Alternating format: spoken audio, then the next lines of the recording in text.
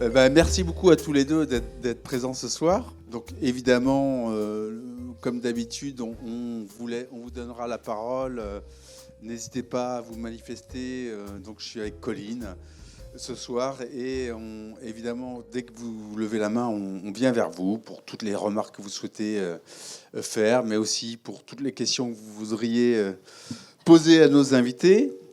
Ce qu'on peut dire d'emblée, c'est que Stéphane, c'est un film qui vient de très très loin, et pour plein de raisons, parce qu'il parle d'une certaine manière d'une diaspora qu'on évoque malheureusement assez peu sur les écrans français, mais aussi d'une volonté de faire du cinéma, faire de la comédie musicale de votre côté. Oui, tout à fait. En fait, le film a une longue genèse, une longue gestation. Le premier frein, je pense, enfin frein. Les premiers obstacles, en fait, je pense, venaient de moi-même. Au départ, je suis pas sûr de. En fait, j'ai mis un certain temps à trouver l'identité du film, et je crois que, un peu comme le personnage d'Yvonne au début, je présumais de ce qu'on attendait de moi pour faire un film, et je pense que tant que je n'étais pas prêt dans ma propre tête, le projet ne pouvait pas démarrer. Donc j'ai mis du temps à assumer que je voulais faire de la comédie musicale, que je voulais faire un film aussi personnel où j'allais mettre autant de choses personnelles, familiales, biographiques, etc. Et je pense que c'est seulement au moment où j'ai vraiment accepté ça, où j'ai vraiment accepté le fait de parler de toutes ces facettes de mon identité, que les choses se sont mises en place, en fait. Et effectivement, comme tu le dis, cette communauté française d'origine vietnamienne, elle existe, elle est là en France depuis longtemps. Il y a eu des différentes vagues d'immigration depuis le début du XXe siècle, mais elle n'existe pas sur les écrans français.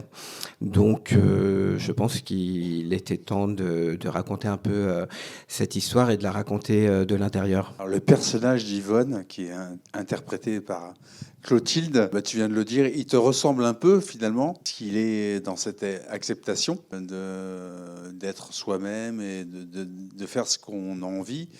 Et c'est aussi un personnage qui t'accompagne depuis longtemps, puisque avant d'être réalisateur, tu étais journaliste et tu avais une chronique où il y avait Tout à fait.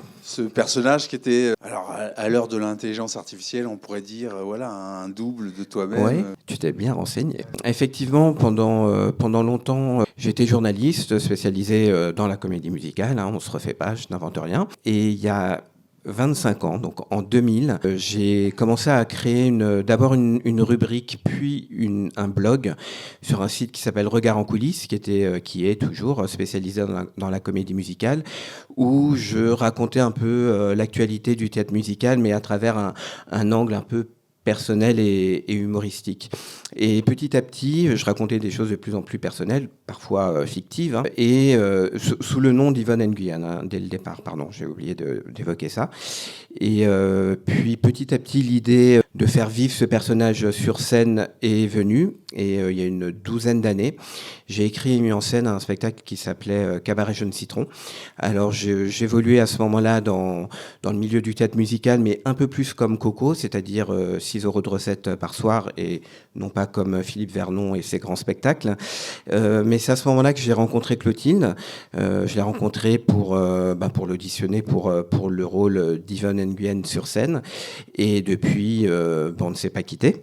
Et quand le projet de film est venu, j'avais vraiment envie que ce soit elle qui l'incarne. Clotilde a également apporté beaucoup d'elle-même pendant la création du spectacle sur scène, et pour moi, ça me semblait naturel de lui proposer ce rôle, et j'ai eu de la chance, un, qu'elle accepte, et deux, qu'en face, nos partenaires, que ce soit déjà à commencer par ma productrice, mais aussi les chaînes et distributeurs, etc., n'aient rien à redire. Donc ça, c'était plutôt une chance. Tu veux en parler ? J'aimerais savoir ce que ça fait de passer donc du coup du jeu théâtral au jeu d'écran, parce que c'est la première fois que tu joues au cinéma. Alors oui, tout à fait. Eh ben, c'est très différent parce que voilà, on est en comédie musicale. Comme disait Stéphane, par exemple sur Cabaret Jaune Citron, on n'a pas toujours eu des micros. Donc on a l'habitude de projeter, de projeter beaucoup, alors que au cinéma, on est sur quelque chose qui est beaucoup plus intimiste. Donc dans un premier temps, j'ai eu très peur de jouer faux, de pas du tout être dans la veine du cinéma. Et puis en fait, c'est en rencontrant les autres comédiens que on a essayé de se mettre à l'unisson sur quelque chose de plus naturel, plus intimiste. Merci beaucoup. Est-ce que vous avez des questions déjà? J'avais une question relative à Thomas Joly. Pourquoi Thomas Joly dans le film? Et je le trouve très bon également. C'est très surprenant. Voilà, c'est ma question. Alors Thomas, le personnage du metteur en scène, pendant longtemps, je n'avais pas vraiment d'évidence sur un comédien, parce que dans les anciennes versions, le personnage était très différent. Ensuite, pendant un temps, il était question de faire une coproduction belge. Et dans ce cas-là, on aurait eu un comédien de nationalité belge pour des histoires de financement et de production. Finalement, ça s'est pas fait. Et puis un jour, j'en discutais avec une amie proche qui n'est pas du tout dans le milieu du cinéma, mais qui a toujours de très bonnes idées. Je lui dis, bon là, il me manque encore le rôle du metteur en scène. Elle me dit, vas-y, décris-le un peu. Metteur en scène de comédie musicale à la mode. Je me dis, Thomas Joly. Et en fait, il s'avère qu'avec cet ami, on était allé voir il y a presque 10 ans le Richard III qu'il avait mis en scène et dans lequel il jouait. Donc beaucoup de personnes ne voient Thomas que comme un metteur en scène, mais on oublie qu'il a été aussi formé en tant que comédien et qu'il a très envie de le faire.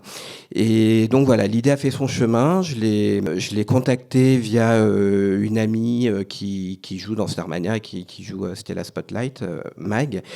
Et en fait, elle me dit, avant que je lui en parle, je lui dis, là, je cherche toujours le rôle du metteur en scène. Elle fait, tu n'as qu'à demander à Thomas. Je lui dis, écoute, puisque tu en parles, ça tombe bien. Et elle me dit, on en parlait récemment, il a envie de jouer et personne ne pense à lui, etc. Et c'est venu comme ça, donc je l'ai contacté, j'ai envoyé les liens de mes courts-métrages, le scénario, et on s'est tout de suite très rapidement entendu. Il avait suffisamment aussi d'humour et d'autodérision pour accepter le rôle d'un metteur en scène, certes, mais quand même un peu con et quand même un peu raciste. Mais il avait envie d'en faire quelque chose, et moi j'aime beaucoup ce qu'il en fait. Moi, il me fait toujours rire quand je le vois. Et voilà, ça a été très chouette de travailler avec lui. Il défend aussi beaucoup le film, donc ça nous aide beaucoup parce que c'est un peu notre star hein. en termes de médiatisation. Je pense que en 2024, personne n'a été vu par 1 milliard de personnes sur cette planète. Et donc voilà, tant mieux pour nous. C'était un bon timing.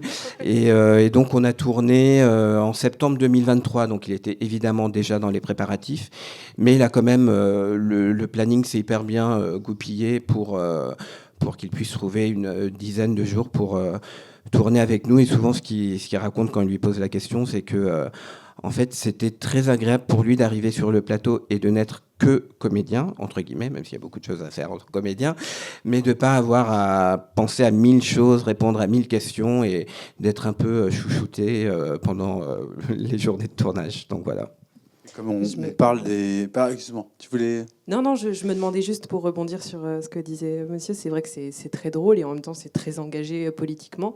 Et pourquoi ce choix d'être parti vers la comédie pour parler de choses très fortes politiquement? Parce que, en fait, souvent, je trouve que la comédie permet de faire passer plus de messages. C'est-à-dire, comme Amélie, notre productrice, aime bien utiliser l'expression, le terme de cheval de Troie. On a là un cheval de Troie avec des plumes roses, des paillettes, des chansons, des chorégraphies. Et en même temps, dedans, j'essaie de parler de différentes choses politiques qui sont, entre autres, le racisme systémique, la représentation des minorités dans les arts. Mais je trouve souvent que quand on a un ton un peu trop premier degré ou se placer en victime, moi ça ne m'intéresse pas et je trouve que ça ne sert pas forcément le propos. Et je trouve ça plus drôle d'en rire, de démystifier ces situations, de retourner les stigmates, mais aussi d'équilibrer les choses. C'est-à-dire que, certes, le personnage de Thomas dit des choses racistes, mais la mère dit aussi des choses pas sympas sur les Français. Et ça concerne tout le monde en réalité, et de pas être tout noir ou tout blanc, de nuancer un peu les choses et de les faire à travers l'humour. Merci beaucoup. Puisque vous parlez de la mère, justement, la mère et la tata, vous les avez trouvées comment ? Alors, d'abord, la mère. En fait, la maman, on s'est rencontrés lors d'un casting pour une publicité, pour une marque de yaourt. On était un petit groupe d'Asiatiques de tous âges, et comme nous sommes asiatiques, forcément, nous faisons du tai chi. Voilà, et aucun de nous n'a été pris, donc comme quoi on ne fait pas tous bien du tai chi. Mais ça m'a permis de la rencontrer, j'ai commencé à discuter avec elle. Je croisais rarement ce type de profil, elle parle pas... vraiment français, donc enfin elle parle pas très bien français, donc on a parlé vietnamien, et elle m'a dit que elle venait d'être prise pour une pièce qui s'appelle Saigon, qui a été créée au Festival d'Avignon au IN en 2017. Donc j'ai dû la rencontrer soit en 2017, soit fin 2016, je sais pas. Et quand je suis allé voir cette pièce, je l'ai vue donc début 2018 à Paris. Elle avait déjà sur scène dans son personnage, qui est aussi inspiré de sa personnalité, parce que c'était une écriture qui s'inspirait aussi du profil de tous les comédiens et comédiennes de cette création. Tout ce potentiel à la fois comique et en même temps émouvant, émotionnel, attachant. Et je me suis dit, en fait, déjà à l'époque, je travaillais sur le projet. Elle, ça va être la mère d'Yvonne. Donc j'ai pris le risque de lui proposer directement. Elle n'a pas passé de casting. Et pourtant, c'est son premier vrai rôle à l'écran. Mais je suis plutôt content parce qu'on l'aime tous. Elle est super. Et la Tata, je l'ai rencontrée sur un tournage où là, on faisait de la figuration. Donc là, nous étions figurants dans le milieu de la mafia du textile à Aubervilliers, parce que donc voilà, c'est notre autre emploi ou domaine quand on est asiatique. Donc voilà, et je l'avais trouvée tellement sympa et mignonne que je me suis dit elle pourrait être bien en Tata. Alors je l'ai quand même auditionnée parce que je l'avais jamais vue jouer, mais dès son audition, elle nous a beaucoup. Donc voilà. Donc comme quoi les castings un peu foireux, ça peut quand même apporter des bonnes choses. Pour revenir à Anne Trania, aussi à Clotilde, il faut bien préciser que donc on est dans une comédie musicale et que c'est tous les chanteurs et chanteuses qui chantent vraiment. Donc c'est une difficulté. Alors Non, en fait, c'est vrai qu'on n'est pas doublé dans ce film. Tous les chanteurs chantent, tous les danseurs dansent. Les grands écarts sont authentiques, les rollers aussi.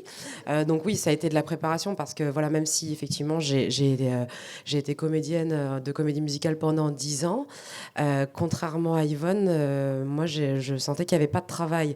Donc j'ai changé de métier. Je suis devenue chef de cuisine. Et c'est quand Stéphane m'a rappelé, il y a 2-3 ans, que je me suis dit, waouh, il va falloir que je m'y remette fort quand même, parce que je passe un CAP cuisine, je prends 8 kilos. Là, je chante sous ma douche. Voilà, donc ça a été quand même beaucoup de travail pour s'y remettre. Mais après, je pense que c'est un peu comme le vélo, c'est-à-dire que quand la mémoire corporelle a imprimé ça pendant, en vrai, plus de 20 ans, parce que j'avais commencé la danse petite, voilà, il faut juste s'y remettre un peu et puis y croire. Et puis ça fonctionne, quoi. Mais pour prolonger ce que tu dis, en fait, pour les autres personnages, donc notamment Lindan qui joue la chanteuse vietnamienne et Léana qui joue Fufen, en fait, moi, dès le départ, l'idée, c'était vraiment d'utiliser les vraies voix de chacune avec leur personnalité, leur singularité. J'avais pas du tout envie de les doubler parce que je trouve que ça correspond aussi à ce qu'on raconte sur le film, c'est de s'accepter tel qu'on est avec nos singularités. Donc elles ont travaillé, l'une comme l'autre, ont travaillé avec des coachs vocaux, etc. Mais en tout cas, voilà, c'est un choix de ne doubler personne. Et bravo Stéphane, bravo Clotilde, parce que votre film est très drôle, mais très émouvant. Moi, j'ai beaucoup aimé les relations mère-fille.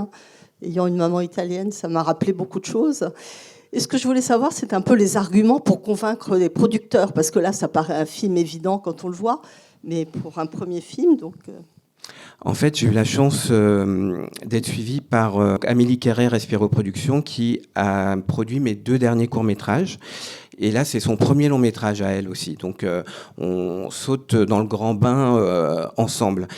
Après, j'ai eu la chance, d'une part, qu'elle me fasse vraiment confiance, qu'elle aime la singularité du projet et qu'elle soit assez folle et casse-cou pour aller avec moi dans cette aventure. Et il s'avère que quand on s'est rencontrés, donc c'était vraiment au moment du tournage du premier court qu'on a fait ensemble, on était un peu dans les dernières représentations de Cabaret Jaune Citron, où il y avait déjà donc ce personnage. Donc le film n'est pas une adaptation du spectacle, mais il y avait ce personnage et déjà quand même ce ton. Et du coup, elle avait vu à la fois le spectacle, Clotilde sur scène, et elle avait envie de continuer de travailler avec moi sur cette veine-là. Donc ça n'a pas été vraiment compliqué de la convaincre, elle. Après, nous, c'est vrai qu'on appréhendait le fait de rencontrer nos futurs partenaires, investisseurs. On avait peur qu'on nous dise vous avez un film avec 0 star, donc ça passera pas en chaîne, ça passera pas en distribution. Heureusement, en fait, la plupart ont vu que ce genre de projet n'existait pas, et surtout que ce type de sujet et aussi ce type de personnages, on ne les avait jamais vus sur les écrans français, en tout cas dans des rôles principaux. Et finalement, les quelques petits obstacles qu'on a pu avoir sont liés à la forme comédie musicale, avec des arguments qui sont ce qu'ils sont, mais bon... En France, on n'aime pas la comédie musicale. En France, on ne sait pas faire la comédie musicale. Ah oui, on a financé une comédie musicale en 2006, c'était pas terrible, donc on va en refaire une 20 ans plus tard. Ça, c'était parfois un peu surréaliste, mais c'est leur droit. Ça ne nous a pas empêché de faire le film. Mais voilà, on a eu un petit peu moins d'accro que ce qu'on pensait finalement. Et par rapport au choix des univers musicaux, j'ai cru lire, mais j'aimerais bien que vous développiez là-dessus, que vous aviez choisi un petit peu un univers musical pour chaque, peut-être pas personnage, mais chaque univers.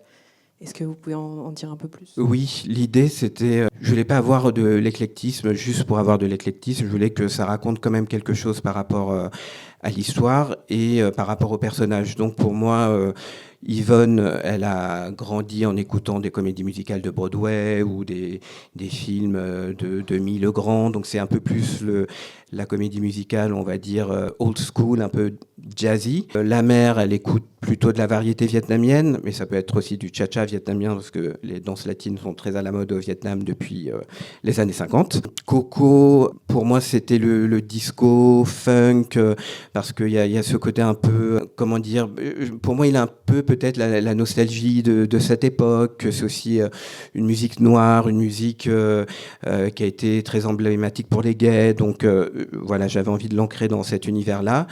Et pour Philippe, le personnage de Thomas Joly, un truc un peu plus variété, pour ne pas dire variétoche, mais voilà, qui peut être un peu plus proche des gros spectacles musicaux, un peu des plaisirs coupables. C'est pas forcément des super belles chansons, mais on a quand même envie de les écouter en cachette. Et alors, pour construire toutes ces différences musicales, toute cette partition, on s'y prend comment ? Vous avez travaillé avec plusieurs musiciens, J'ai travaillé avec un binôme de compositeurs, enfin un compositeur, une compositrice, donc Clovis Schneider et Tunan Dao, que je connaissais avant.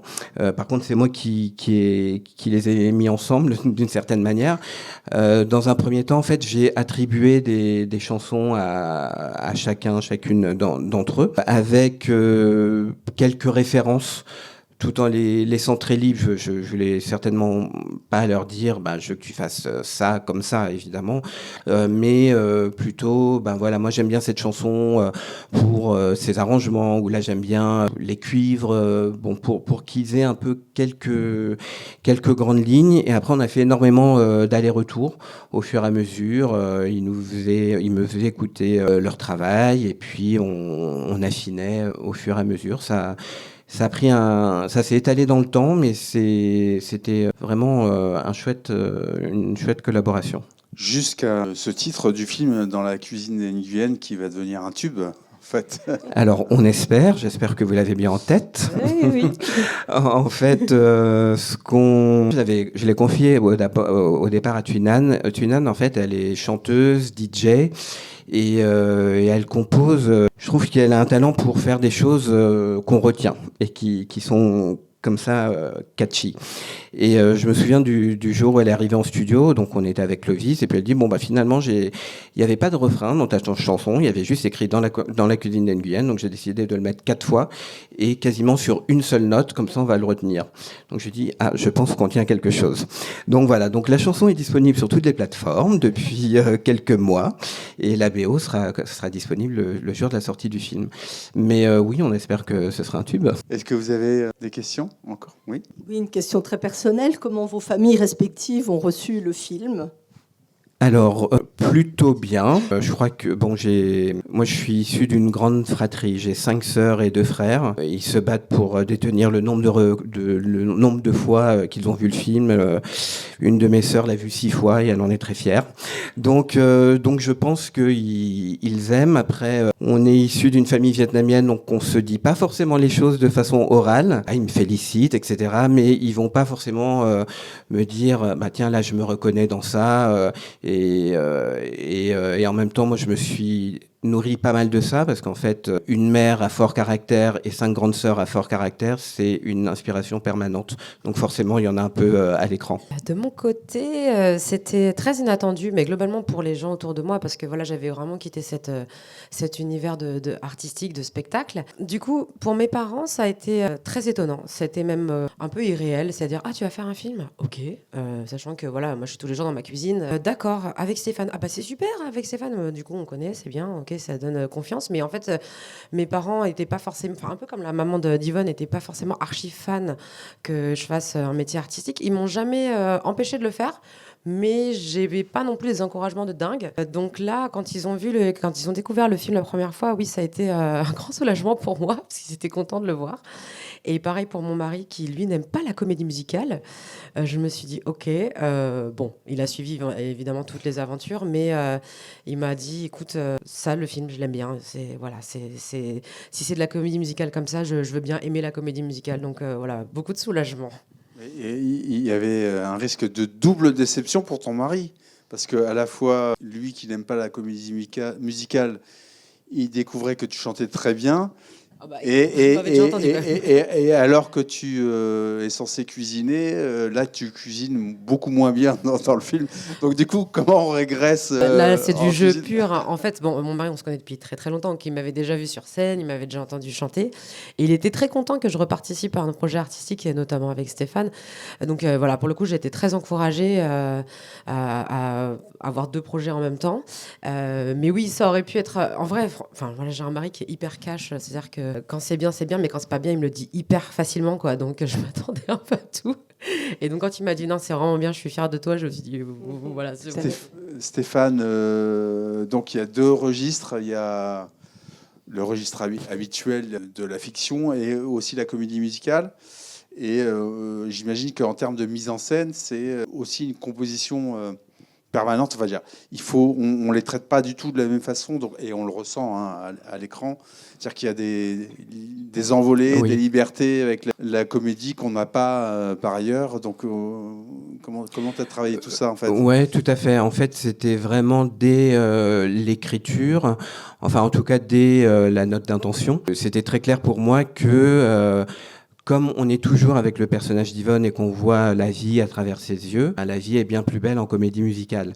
Donc il fallait que les numéros de comédie musicale soient plus beaux et donc plus travaillés en termes d'image, et tandis que la vie quotidienne est beaucoup plus classique dans la façon de filmer, voilà, des chants contre chants, parfois caméra épaule. Mais dès que la musique commence et qu'on entre dans son rêve de comédie musicale, on travaille un peu plus l'image. Donc ça, c'est vraiment des discussion qu'on a eue avec Alexandre Ikovic, le chef opérateur, pour voir comment magnifier le plus possible tous ces moments. Alors, moi, par exemple, dans un premier temps, le début du film, j'avais écrit 1 chambre, 2 salle de bain, 3 rue, 4 place parisienne devant un théâtre. Et puis, il me dit non, mais en fait, tu trouverais pas ça intéressant qu'on fasse un plan séquence, qu'on se fasse un peu chier pour le faire, mais qu'on relie tout ça et qu'on soit vraiment, on rentre dans le film sans montage, voilà, avec la magie du cinéma.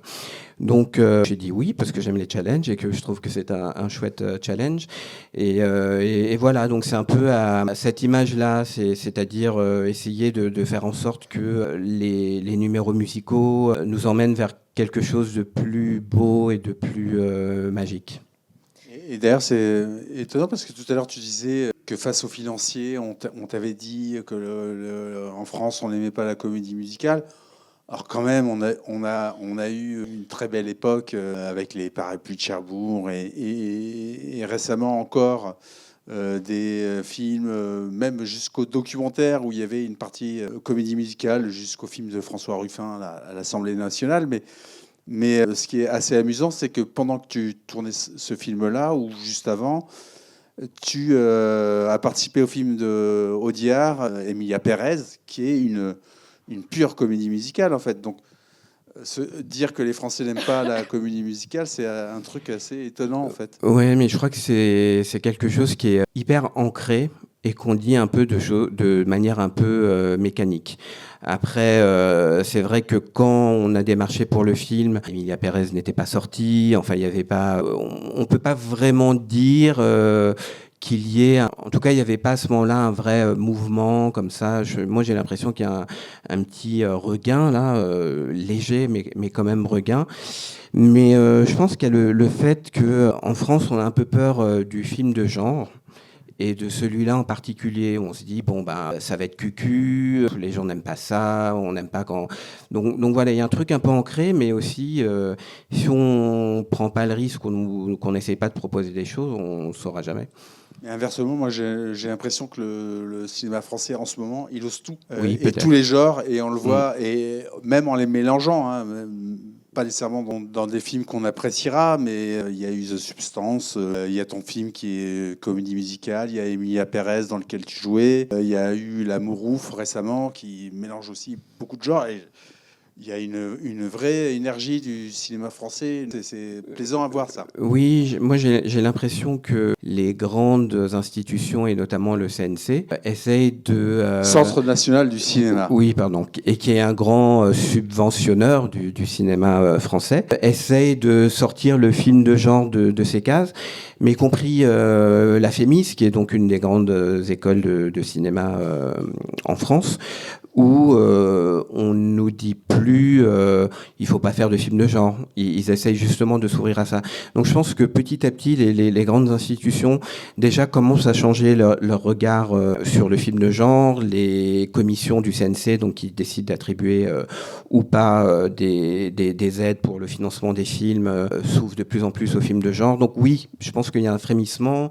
Il y a plein de films d'horreur, de suspense, très bien écrit, qui émerge depuis quelques années. Et c'est chouette parce que c'est important de voir des films très différents. Après, le public décide, mais pour qu'il décide, il faut aussi lui proposer un choix et pas présélectionner à l'avance et présumer ce qu'il va aimer ou pas. Et d'ailleurs, la case auteur que pouvait engendrer la FEMIS. Donc la FEMIS, c'est l'école française la plus réputée pour le cinéma dans toutes les disciplines, toutes enfin ces la plupart. disciplines. Toi-même, tu as d'une certaine manière échappé parce que tu as fait la FEMIS.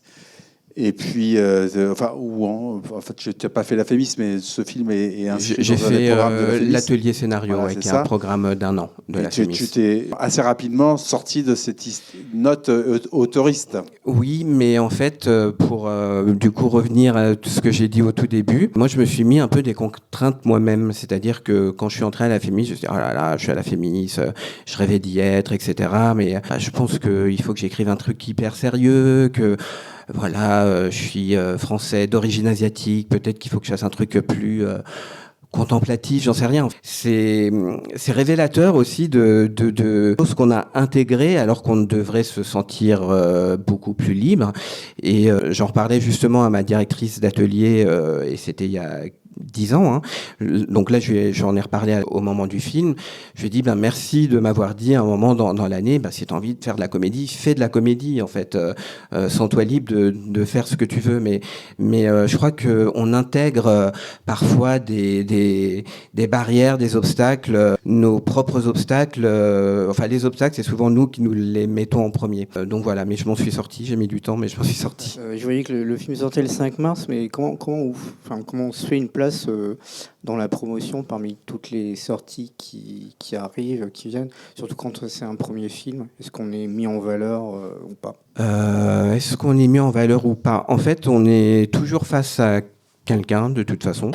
Donc nous, on sait à peu près qui on a. Il y a le Bong Joon-ho, mais en même temps, il y a forcément des films en face. Le film est très particulier, donc voilà. Après, c'est surtout il y a à la fois le travail dans l'ombre, d'une part du distributeur, là en l'occurrence Jour de Fête, qui se bat pour convaincre les exploitants et exploitantes pour faire la promotion du film, et aussi de l'attaché de presse qui essaie de convaincre les médias de nous recevoir. Après, maintenant, effectivement, on a notre ami Thomas et tout le monde a envie de l'interviewer, et comme il est vraiment très cool, il se prête de bonne grâce à toutes les interviews. Donc voilà, on essaye comme on peut de faire sa place avec nos moyens, mais on a la chance d'avoir des équipes qui se battent aussi pour qu'on essaye de ne pas être noyé au milieu de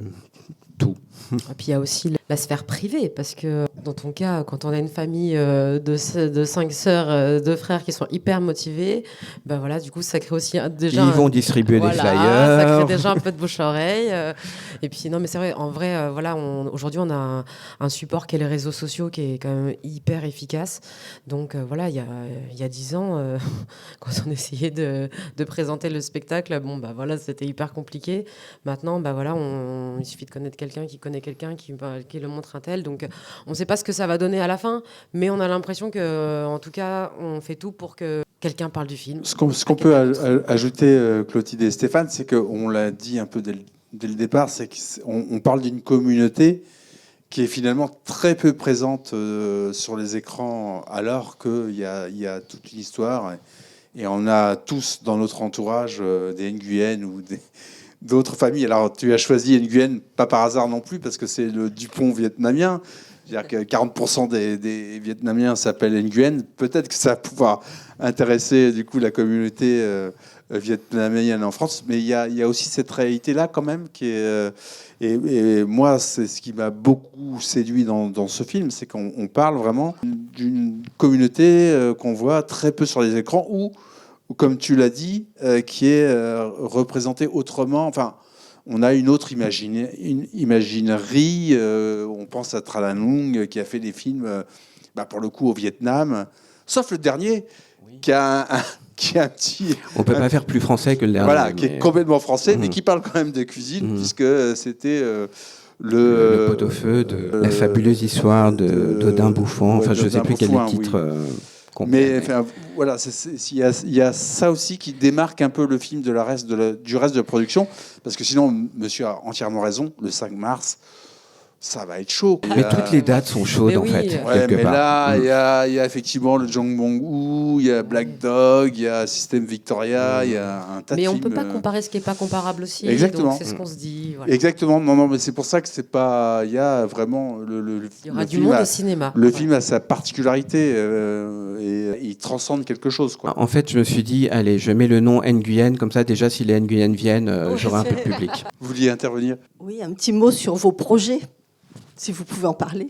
Tu veux commencer comme tu veux. Le premier projet de voir sortir ce film, parce que du coup moi j'ai posé des vacances pour être avec vous et je suis hyper contente de faire la promo du film, de venir rencontrer les gens directement dans les salles.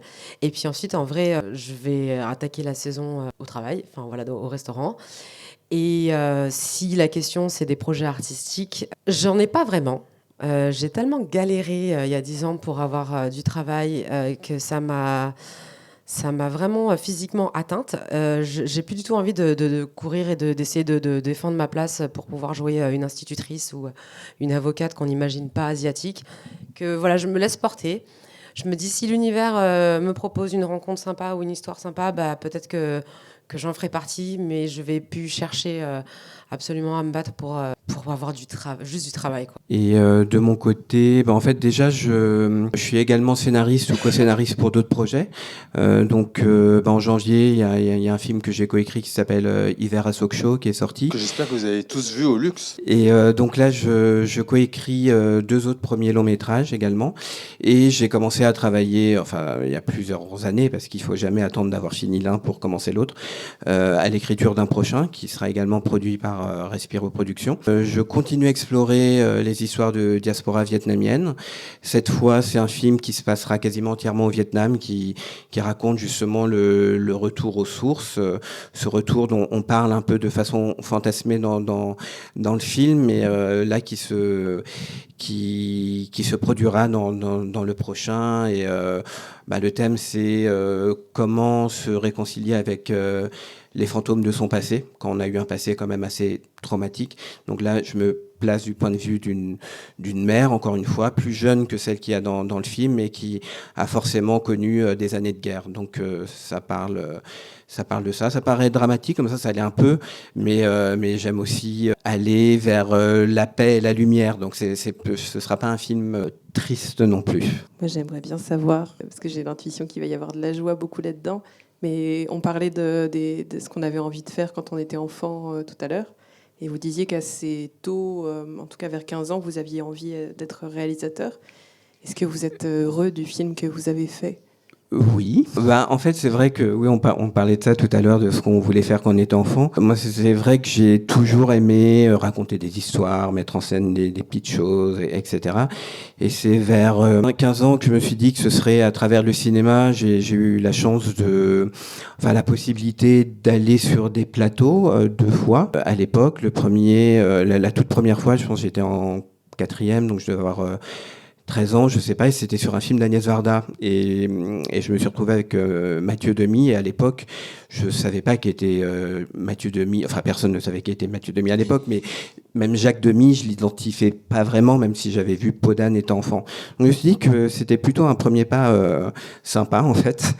Et voilà, c'est vers 15 ans que je me suis dit que je voulais faire du cinéma. Après, le chemin a été long pour le premier long. Mais oui, je suis content, évidemment, je suis heureux et je suis fier. Et puis j'ai aussi eu la chance d'être super bien entouré, avec Clotilde, avec toute l'équipe. C'était vraiment un projet porté par toute une équipe. Ça fait un peu cliché de dire ça. Oui, le cinéma, c'est un travail d'équipe, mais par définition. Mais voilà, je trouve qu'il y avait quand même une belle énergie. J'ai l'impression de parler comme la chorégraphe. Il y avait une très belle énergie. C'est un beau moment de partage. Non, et toi, du coup, parce que je voulais faire quand j'étais plus jeune. Non, mais parce tu disais qu'il y avait eu des moments difficiles de galère, etc. Et tout d'un coup, ça s'est arrivé joyeusement comme ça. Et est-ce que tu enfin, voilà. En fait, oui, c'est vraiment essayé pendant 10 ans de faire ce métier. Le clou de ma carrière de comédie musicale, c'était la rencontre avec Stéphane sur Cabaret Jaune Citron. Et quand j'ai décidé de faire de la cuisine, j'ai formulé un rêve, un vœu. Et je me suis dit, voilà, si un jour j'ai l'occasion de refaire quelque chose d'artistique, ça peut pas être un spectacle parce que le temps d'exploitation est beaucoup trop long. Donc ça serait bien que ce soit un film. Et ce serait bien que ce soit un film avec de Stéphane Licong. Et 7 ans après, le vœu s'est réalisé. Comme quoi, il faut formuler des vœux précis parce que ça peut marcher. Et être patient. Oui, et voilà. patiente. C'est en regardant une étoile filante ou non, qu'on ait la recette? C'est vraiment... je me suis posée avec moi-même. C'est hyper bizarre de dire ça, mais voilà, je me suis dit, je ferme pas la porte. En fait, je voulais pas quitter le milieu en me disant... c'est nul, j'ai raté, j'ai perdu 10 ans de ma vie parce que c'est pas vrai du tout.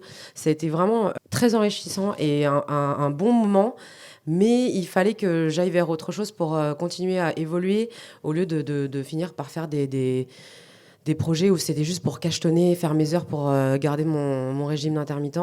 Donc je me suis dit, voilà, il faut que je parte le cœur en paix. Je ne ferme pas les portes, mais voilà, si un jour ça se refait, ça serait bien que ce soit comme ça. Et incroyable, ça s'est produit. Belle histoire. Est-ce que vous... Oui, on peut arrêter là. Hein. Peut-être que vous avez envie d'aller vous reposer. Eh ben, merci beaucoup à toutes et à tous. Merci à Stéphane, merci à Clotilde pour cette visite. Merci. Merci beaucoup. On souhaite longue vie au film Il sort donc le 5 mars, donc n'hésitez pas à en parler autour de vous. Et bah voilà. Merci beaucoup.